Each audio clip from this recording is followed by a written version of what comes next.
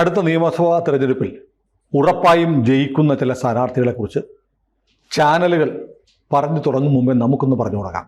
മുഖ്യധാരാ ചാനലുകൾ BJPയുടെ 50 സ്ഥാനാർത്ഥികളെ പ്രഖ്യാപിച്ച് 50 മണ്ഡലങ്ങൾ ഇന്നലെ പറഞ്ഞു.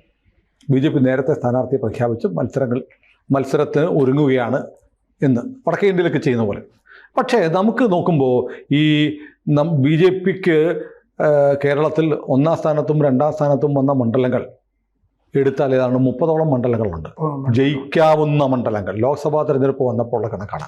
അങ്ങനെയാണെങ്കിൽ അടുത്ത നിയമസഭയിൽ ഉറപ്പായും ജയിച്ചു വരാൻ സാധ്യതയുള്ള BJP സ്ഥാനാർത്ഥികൾ ആരൊക്കെയായിരിക്കും? അല്ലെങ്കിൽ BJPയുടെ ആരെല്ലാം MLA-മാരായി അടുത്ത കേരള നിയമസഭയിൽ ഉണ്ടാവും? അതായത് കുറേ തെരഞ്ഞെടുപ്പുകൾ കാണുകയും റിപ്പോർട്ട് ചെയ്യുകയും ചെയ്ത് ഓർമ്മയിൽ നിന്ന് പറഞ്ഞാൽ മാത്രമല്ല, നമ്മൾ സജീവ രാഷ്ട്രീയം നിത്യേന നിരീക്ഷിച്ചുകൊണ്ടിരിക്കുകയാണ്. ഈ BJPയെ നമ്മൾ പരിഗണിക്കുന്നേ ഉണ്ടായിരുന്നില്ല കുറേ തെരഞ്ഞെടുപ്പുകളിൽ. അത് മാറി. കാരണം അങ്ങനെ നമ്മൾ പരിഗണിക്കാവുന്ന വിധത്തിലുള്ള സ്റ്റേച്ചറുള്ള തലയെടുപ്പുള്ള ആളുകളും ആ പാർട്ടിയുടെ അകത്ത് ഇല്ലായിരുന്നു എന്ന് തന്നെ പറയാം. ആകെ 2-3 പേരിലേ ഉണ്ടായിരുന്നത്. KG Marar, O Rajagopal, K Raman Pillai. തീർന്നു. ഈ ത്രിമൂർത്തികൾക്കപ്പുറത്തേക്ക് ഈ സംഗതി ഉണ്ടായിരുന്നില്ല. പിന്നെ അതുകൊണ്ട് പല സ്ഥലത്തും ബേപ്പൂര് തുടങ്ങി പലതരം പരീക്ഷണങ്ങളൊക്കെ മാരാരുടെ കാലത്തൊക്കെ നടത്തുന്നൊക്കെ ഉണ്ടായിരുന്നു. പക്ഷെ ഒന്നും ക്ലച്ച് പിടിച്ചില്ല. 4-5% കൂടുതലൊന്നും ഇത് പോയിട്ടുണ്ടായിരുന്നില്ല. പക്ഷെ കേരളത്തിൽ കുറെ സീറ്റുകൾ ജയിക്കാവുന്ന അവസ്ഥയിലേക്ക് BJP മാറി. BJP ഒരു വിന്നബിലിറ്റി ഉള്ള പാർട്ടിയാണെന്ന് ജനങ്ങൾക്ക് ബോധ്യപ്പെട്ടു. പിന്നെ ഒരുപാട് ആളുകൾ ഇപ്പൊ ചാനലിലാണെങ്കിലും മുമ്പൊരു BJPയുടെ ഒരു വക്താവ് ചാനലിൽ വന്നിരുന്നു കഴിഞ്ഞാൽ അയാളൊരു ലാഫിംഗ് സ്റ്റോക്ക് ആയിരുന്നു. അതെ, ബഫൂൺ എന്നുള്ള നിലയ്ക്കാണ് ആളുകൾ കണ്ടിരുന്നത്. എല്ലാവരും മുതുകത്ത് കയറും, പുച്ഛിക്കും. എൻ്റെ പത്രത്തിൽ തന്നെ O രാജഗോപാൽ കോട്ടയത്ത് വന്നോ മറ്റോ പ്രസംഗിക്കുകയാണെങ്കിൽ സിംഗിൾ കോളം 5 വരി മതി എന്നൊക്കെ പറയാറുണ്ട്. 18 പോയിന്റ് ചെറുതായിട്ട് കൊടുക്കാവൂ. ഈ നയമൊക്കെ മാറി. അതായത് ഇപ്പോൾ RSSന്റെ സർസംഘചാലകൻ മോഹൻജി ഭാഗവത് ഇപ്പോൾ കേരളത്തിലുണ്ട്. മനോരമയ്ക്ക് പോലും മോഹൻജി എയർപോർട്ടിൽ ഇറങ്ങുന്നത് 5 കോളം ചിത്രമാണ്. സ്ഥിതി മാറി. അതെ, സ്ഥിതി മാറി. കാരണം മുമ്പ് ഈ മനോരമ തന്നെ ആ നയമൊക്കെ മാറ്റി വെക്കേണ്ടി വന്നു. ആളുകൾ ചീത്ത വിളിക്കുന്നുള്ള അവസ്ഥ വന്നു. അവരുടെ വരിക്കാർ തന്നെ ഫോണിൽ വിളിച്ച് ചീത്ത വിളിക്കുന്നുള്ള അവസ്ഥയൊക്കെ വന്നു. തൃശ്ശൂര് മനോരമ ന്യൂസിൻ്റെ മറ്റേ ഇലക്ഷൻ പ്രവചനത്തിൽ മറ്റേ വോട്ട് കുറവായിരിക്കും K മുരളീധരന്, പക്ഷെ അദ്ദേഹമായിരിക്കും ജയിക്കുക എന്നുള്ള വിചിത്രമായ ഒരു പ്രവചനം അവർ നടത്തിയത്. എന്താന്ന് വെച്ച് കഴിഞ്ഞാൽ സുരേഷ് ഗോപി ജയിക്കുന്നുള്ളതാണ് കിട്ടിയിരിക്കുന്നത്. അത് പുറത്ത് പറയാൻ പറ്റില്ല. അതിൻ്റെ ഒരു പ്രയാസമാണ് മനോരമ ന്യൂസ് കാണിച്ചത്. അപ്പൊ തൃശ്ശൂരിൽ സുരേഷ് ഗോപി ജയിച്ചിട്ടുണ്ടെങ്കിൽ തൃശ്ശൂരിൽ നിന്ന് MLA-മാരുണ്ടാവുമല്ലോ ഉറപ്പായിട്ടും. കാരണം എത്രയോ 11 സീറ്റുകൾ എന്തായാലും ഉറപ്പായിട്ടും 1ാം സ്ഥാനത്ത് വന്നിട്ടില്ല. അതുകൊണ്ട് തിരുവനന്തപുരം ജില്ല, പാലക്കാട് ജില്ല, തൃശ്ശൂർ ജില്ല തുടങ്ങിയ ചില ജില്ലകളിൽ വലിയ ഇപ്പൊ മലമ്പുഴ VS ജയിച്ച മലമ്പുഴ മണ്ഡലത്തിലൊക്കെ BJPക്ക് വലിയ സ്വാധീനമാണ്. അതായത് 2-3% സ്വിങ് ഉണ്ടായിക്കഴിഞ്ഞാൽ BJP രക്ഷപ്പെടുന്ന ധാരാളം മണ്ഡലങ്ങളുണ്ട്. ഇപ്പോൾ പാലോട് രവി പറഞ്ഞ തിയറി ശരിയാകുന്നത് എങ്ങനെയാന്ന് വെച്ച് കഴിഞ്ഞാൽ UDFന്റെ മുമ്പ് എല്ലാവരും പറഞ്ഞിരുന്നത് എന്താണ്? BJPക്ക് കിട്ടുന്ന വോട്ട് UDFൽ നിന്ന് ചോരുന്ന വോട്ടായിരിക്കും. ഇത് ആക്സെപ്റ്റഡ് ഫാക്റ്റ് ആയിട്ട് കേരളത്തിൽ നിന്നിരുന്നു. ഇപ്പൊ അങ്ങനെയാണോ? CPM-ൽ നിന്ന് ചോർന്നു പോവുകയല്ലേ വോട്ട്. നിലമ്പൂര് തന്നെ അവർക്ക് 45% വോട്ട് ഉണ്ടായിരുന്ന സ്ഥലത്ത് 38%-ലേക്ക് താഴ്ന്നില്ലേ? ഇത്രയും ശക്തമായ മത്സരം വരുമ്പോൾ തന്നെ എന്ന് പറയുമ്പോൾ ഒറ്റടിക്ക് തന്നെ 7%-8% ബേസ് വോട്ട് ഹിന്ദു പാർട്ടി എന്ന് പറയുന്നത് CPM ആണ് കേരളത്തില്, അല്ലാതെ BJP ഒന്നും അല്ലായിരുന്നു ഇതുവരെ. അപ്പോൾ ഹിന്ദു പാർട്ടിയായ CPM-ൽ നിന്ന് ചോരുന്നു, ബേസ് വോട്ട് ചോർന്ന് ഹിന്ദു പാർട്ടി എന്നുള്ള നിലയിലേക്ക് BJP മാറി.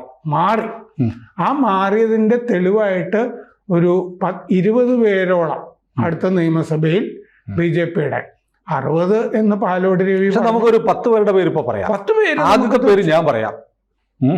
എനിക്കതിനുള്ള അവസരം തരണം. കാരണം ഞാൻ പറയാൻ ഉദ്ദേശിക്കുന്ന ഒരു വനിതയുടെ പേരാണ്. അത് ശോഭാ സുരേന്ദ്രനാണ്.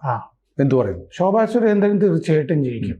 എന്താന്ന് വെച്ചാൽ ശോഭാ സുരേന്ദ്രൻ കഴിഞ്ഞ 2 തെരഞ്ഞെടുപ്പായിട്ട് അവരൊരു എന്താ പറയുക, ഒരു വീരവനിതയെ പോലെയാണ് അവർ പോരാടിയത്. BJP-യിലെ ഇപ്പോഴുള്ള ഏറ്റവും വലിയ ക്രൗഡ് പുള്ളറാണ്. അതെ, ക്രൗഡ് പുള്ളറാണ്. പിന്നെ അവര് ആ പ്രസ്ഥാനത്തിനോട് വളരെ ലോയലാണ്. ആ പ്രസ്ഥാനത്തിനോട് ഒരുപാട് കാറും കൊടുങ്കാറ്റും ഒക്കെ ഉണ്ടായിട്ട് അവര് ആ പ്രസ്ഥാനത്തിന്റെ കൂടെയാണ് നിന്നിട്ടുള്ളത്. പിന്നെ വളരെ ചെറുപ്പം മുതൽ ആ മോർച്ച,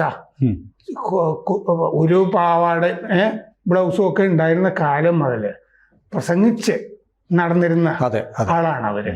ദാരിദ്ര്യ കാലാവസ്ഥയിൽ നിന്ന്, ദാരിദ്ര്യ അന്തരീക്ഷത്തിൽ നിന്ന് വന്നതാണ് അവര്. നേരത്തെ അച്ഛൻ മരിച്ചുപോയി. പിന്നെ ബാധ്യത ഉണ്ടായിരുന്നു, കുടുംബം വലിയ സാമ്പത്തിക ബാധ്യത ഉണ്ടായിരുന്നു. അങ്ങനെ അവർക്ക് പോസിറ്റീവായിട്ട് സത്യത്തിൽ ഒന്നും ജീവിതത്തിൽ ഉണ്ടായിരുന്നില്ല എന്നുള്ളതാണ് വാസ്തവം. ഈ പ്രസ്ഥാനത്തിനോടുള്ള കൂറ് അതാണ് പോസിറ്റീവായിട്ട് ഉണ്ടായത്. അപ്പൊ അതുകൊണ്ട് അവര് തീർച്ചയായിട്ടും ഒന്നാമത് പറയണം. രണ്ടാമത് എനിക്ക് പറയാൻ തോന്നുന്നത്, BJP-യിലെ സംസ്ഥാന അധ്യക്ഷനൊക്കെ അവിടെ നിൽക്കട്ടെ, അതിലേക്ക് വരാം.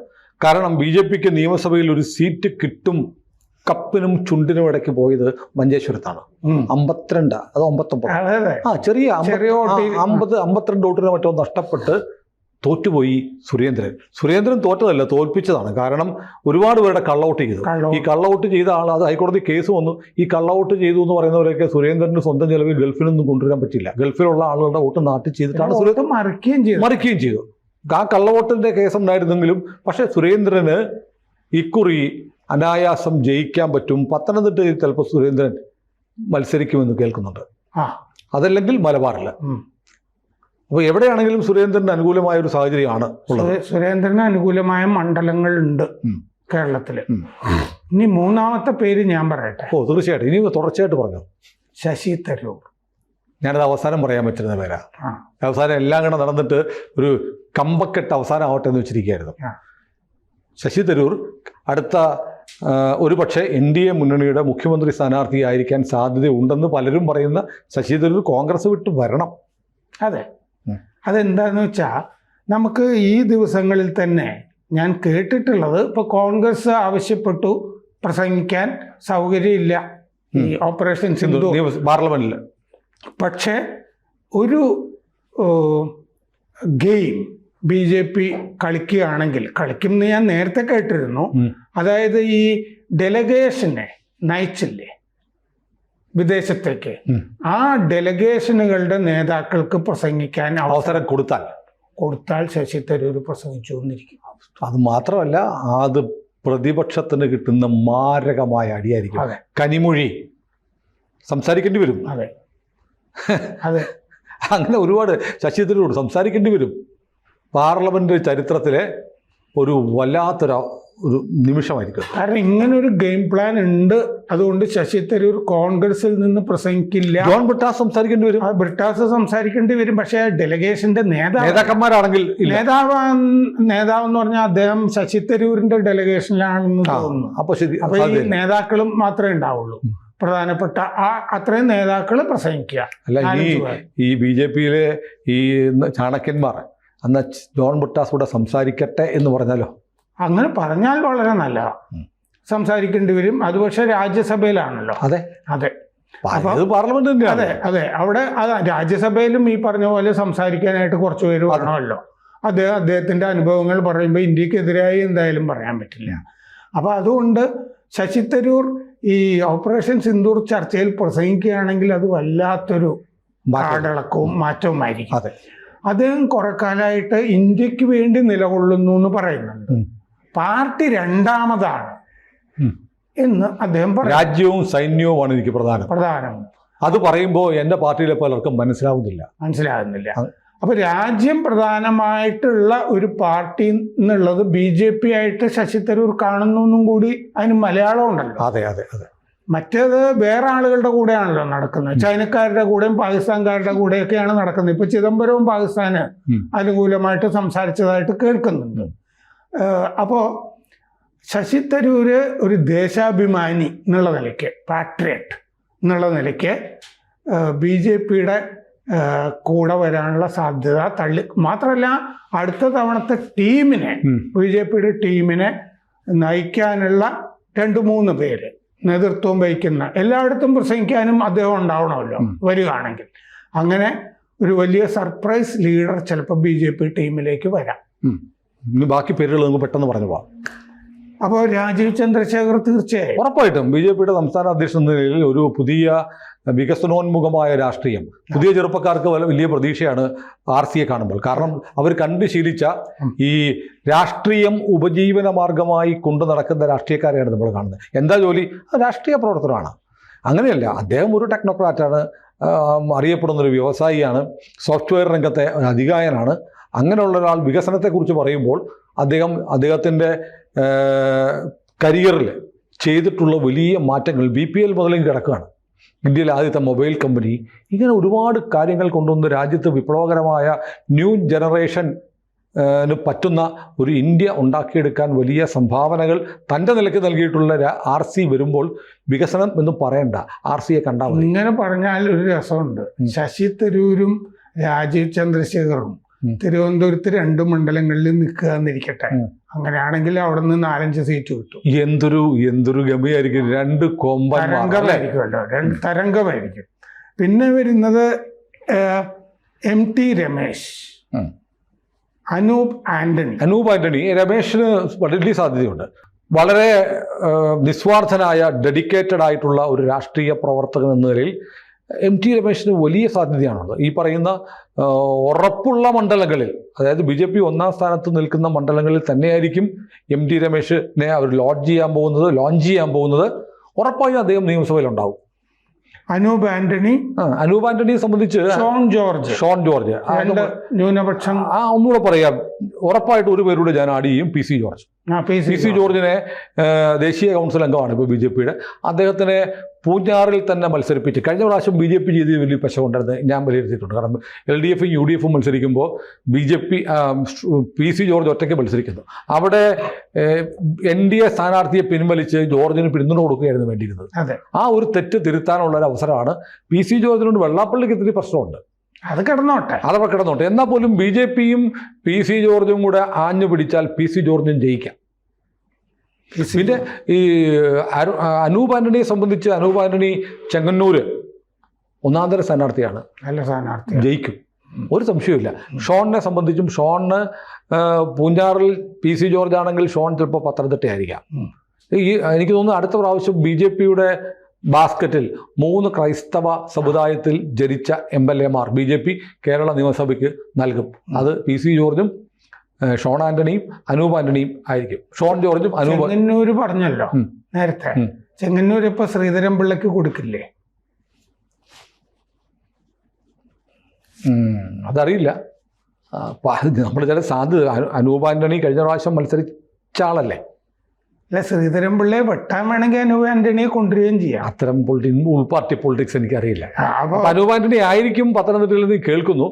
ചെങ്ങന്നൂർ പക്ഷേ ശ്രീധരൻപിള്ള മത്സരിക്കുമ്പോൾ വലിയ വിജയസാധ്യത ഉണ്ടാവുകയും വലിയ തോതിൽ വോട്ട് പിടിക്കുകയും ചെയ്ത മണ്ഡലമാണ്. അതെ. പക്ഷെ അദ്ദേഹം ഒരു ഗവർണറൊക്കെ ആയതിനു ശേഷം ഒരു പ്രോട്ടോകോൾ അനുസരിച്ച് ഒരു MLA ആയി വരുമോ എന്നൊരു സംശയമാണ് എനിക്കുള്ളത്. അറിയില്ല. അല്ലേ, അതിന് പ്രോട്ടോകോൾ തടസ്സം വല്ലതും ഉണ്ടോ? ഒരു തടസ്സവും ഇല്ല. അദ്ദേഹത്തിന് ഇനിയും മത്സരിക്കാം. പാർലമെന്ററി ജനാധിപത്യത്തിൽ ഒരാൾ ഗവർണറാകാം, പിന്നീട് വന്ന് മത്സരിക്കാം, മുഖ്യമന്ത്രി ആകാം, എന്തും ആകാം. അപ്പോ അല്ല, മണ്ഡലങ്ങൾ കുറെ ഉണ്ടല്ലോ.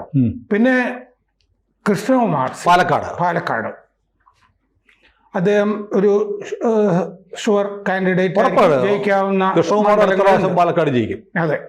പിന്നെ കാരണം ഇപ്പൊ പറ്റിയ തെറ്റ് പറ്റിയതിന്റെ ഒരു നാണക്കേടിൽ നിൽക്കുകയാണ് പാലക്കാടുകാർ.